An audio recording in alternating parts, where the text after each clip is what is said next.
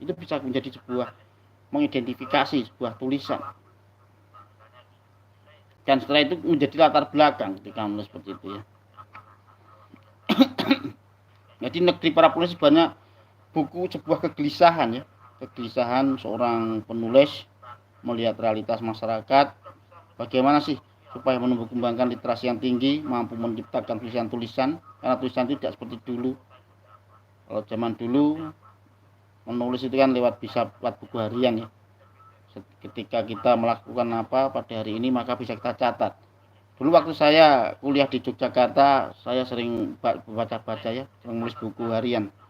Setiap saya mengerjakan apa, saya tulis sampai ribuan halaman, sampai sekarang itu hilang bukunya.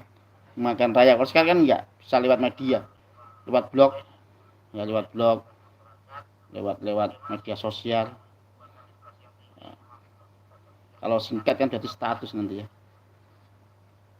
Supaya alam dan sosial menyatu padu dalam bait-bait cinta kehidupan. Nah ini, ketika seorang ahli menulis, ketika dia menulis seperti Ibnu Khaldun pada saat itu, ketika menulis tentang daerah Mesir, dia menulis seolah-olah ketika ada orang membaca tulisan Ibnu Khaldun, seolah tahu seperti apa sih, bisa menggambarkan, oh Mesir itu seperti kota yang luar biasa, oh Mesir itu peradaban yang tinggi. Makanya Timur Leng pernah, Ibnu Khaldun pernah ketemu Timur Leng ya, Timur Leng ingin tahu tentang keadaan Mesir, sama Ibnu Khaldun dituliskan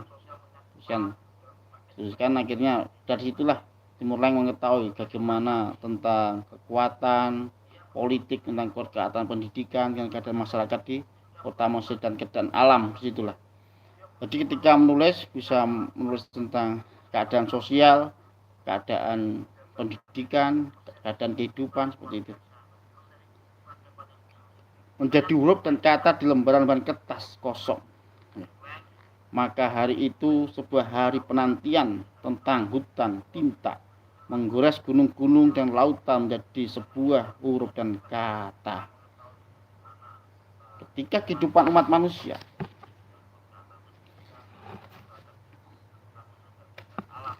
sudah mempunyai peradaban daya tulis yang menakjubkan, berarti budaya tulis sudah menjadi kebiasaan di dalam ranah kehidupan.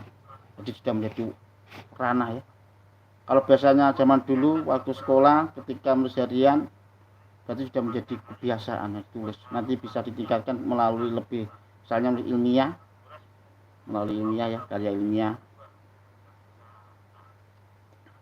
Tapi menulis itu memang ada yang sifatnya fiksi dan ada yang sifatnya ilmiah, rasional. Seperti itu ya.